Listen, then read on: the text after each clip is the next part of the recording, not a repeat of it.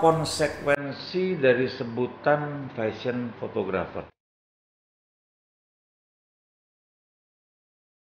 Oke, saya akan jawab ya. Jadi begini, begitu banyak orang menyebutkan sekarang, lo fotografer, gue fashion photographer. Oke, bagus, saya rasa gak apa-apa. Dan biasanya kalau seorang fashion photographer, itu selalu terkait dengan model. Jadi dia bisa model fotografer atau fashion, itu karena menyatu ya. Dan bisa juga ya portrait juga bisa, karena potret itu bisa dibagi menjadi fashion portrait bisa, natural portrait bisa, classic portrait bisa, tapi biasanya lebih kaitannya dengan manusia, orang, people ya. Dan kebetulan saya membidang itu, saya mengkhususkan itu. Nah, terkait dengan apa yang disebut fashion photographer, itu kalau kita udah bilang ada fashionnya di situ, ada sebuah konsekuensi yang sangat tinggi.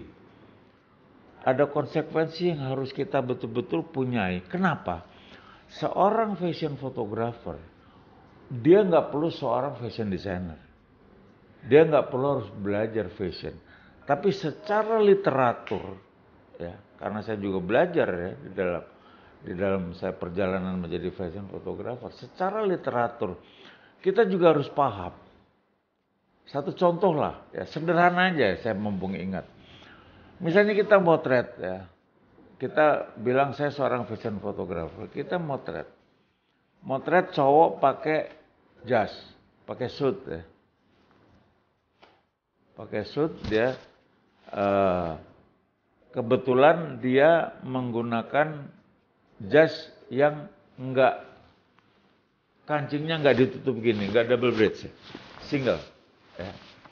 Nah, di sini sebetulnya yang harus kita ketahui adalah pada saat orang itu berdiri, misalnya menggunakan dua kancing, dia harus ditutup dua-duanya atau dibuka dua-duanya atau dibuka yang di mana gitu. Nah, di sini sebetulnya yang harus kita ketahui adalah kalau kita memotret itu, ya, kalau kita ketemu jasnya dua kancing, kancing bawah sebaiknya dibuka. Karena kalau dua kancing dipasang itu, ya padanya orang akan mentertawakan, apalagi orang asing ya. Ya. Kalau misalnya kancingnya tiga,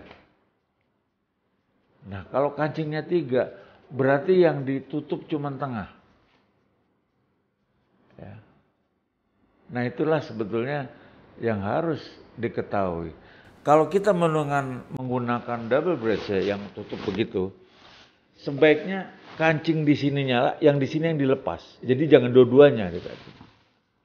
Nah itu kan sebuah pemahaman atau pengetahuan umum ya, yang sebetulnya banyak kita bisa baca di fashion. Nah di sini sebetulnya pada akhirnya kita bisa tahu bahwa kalau misalnya katakanlah kita mau motret fashion, misalnya katakanlah fashionnya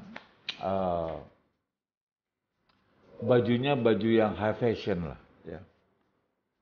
Tapi walaupun kita menggunakan baju high fashion di outdoor, kita juga harus betul-betul melihat terutama itu di dalam pemakaian makeup. Karena banyak sekali saya melihat orang memotret pakaian ya, katanya sih fashion ya, tapi kebaya segala macam, tetek bengek terus pakai apa namanya slayer segala macam. Dia lupa bahwa seharusnya makeup yang digunakan kalau outdoor itu jangan terlalu menor. Nah yang saya lihat kadang-kadang makeupnya makeup fantasi ya. Padahal fantasi itu biasanya lebih cocok untuk di indoor ya. Apalagi untuk on stage ya lebih cocok. Bukan untuk fotografi. Nah hal inilah sebetulnya harus kita pahami. Karena dengan kita menyebut kita sebagai fashion photographer, sebetulnya hal-hal yang kaitannya literatur mengenai fashion ya kita paham.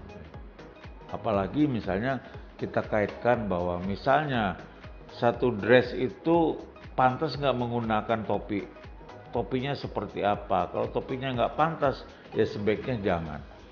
Karena fashion itu mengandung tanggung jawab yang kalau kita bicara mengenai fashion itu sendiri, itu banyak sekali hal-hal yang terkait dengan literatur yang harus kita patuhi seperti tadi mengenai hijaz tadi ya. Jadi sekali lagi bahwa kalau kita memang mau masuk atau menjadi seorang fashion photographer, jangan lupa bukan hanya masalah teknis pemotretannya saja, tapi hal yang terkait dengan fashion itu betul-betul kita harus coba belajar ya. Apalagi secara literatur kan sangat mudah, nggak perlu kita harus ini. Atau banyak bertanya dengan seorang fashion designer yang sudah lama. Jangan yang baru, belum tentu yang baru itu bisa paham.